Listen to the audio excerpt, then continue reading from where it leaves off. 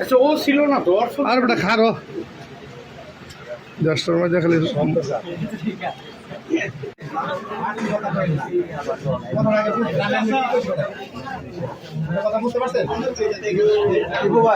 আরেকটা লাইফ 220 পাওয়া গেছে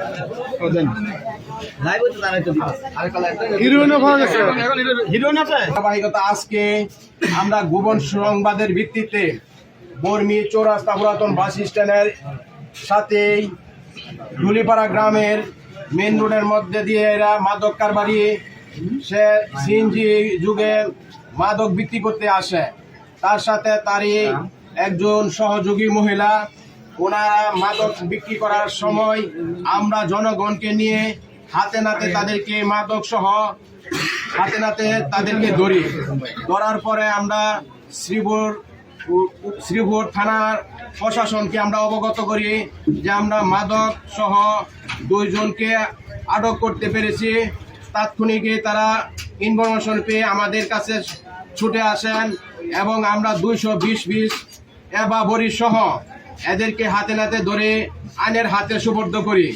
তো আমাদের এই যুব সমাজকে বাঁচাতে হলে আমাদের যুবকরা, আপনারা জানেন বিগত দিন থেকে অদ্যাবধি আমাদের নেতার নির্দেশ ক্রমে আমরা বিভিন্ন জায়গায় অভিযান চালিয়ে বিভিন্ন মাদক বিক্রেতাদেরকে হাতে নাতে ধরে আইনের হাতে সুপর্দ করি।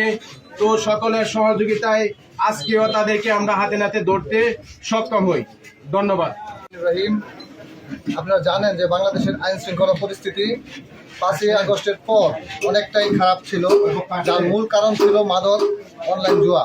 আমাদের দেশনায়ক প্রধানমন্ত্রী তারেক রহমানের নির্দেশে আইন শৃঙ্খলা পরিবেশ তারই নেই আমাদের গাজীপুর 3 আসনের মাটির মানুষের নেতা ডাক্তার এস.এম. রফিকুল বাচ্চু ভাইয়ের নির্দেশে প্রত্যেকটি এলাকায় 3 আসনের প্রত্যেকটি জায়গায় মাদক বিরোধী অভিযান চলছে। তারই নেই আজকেও আমাদের যুবদলের শ্রীপুর উপজেলা যুবদলের আহ্বায়ক সদস্য এমদাদ প্রধানের নেতৃত্বে এই এলাকায় স্বামী স্ত্রী সহ সবচেয়ে বড় একটা চালান নিয়ে আসছিল মাদক বিক্রেতা, তাকে স্বামী স্ত্রী সহ তাদেরকে আটক করে এলাকাবাসী সহ এমদাদ চাচার নেতৃত্বে। তারই নেই শ্রীপুর থানা পুলিশ এখানে এসেছে এবং তাদেরকে তাদের হাতে সুপর্দ করা হয়েছে। ধন্যবাদ। আমাদের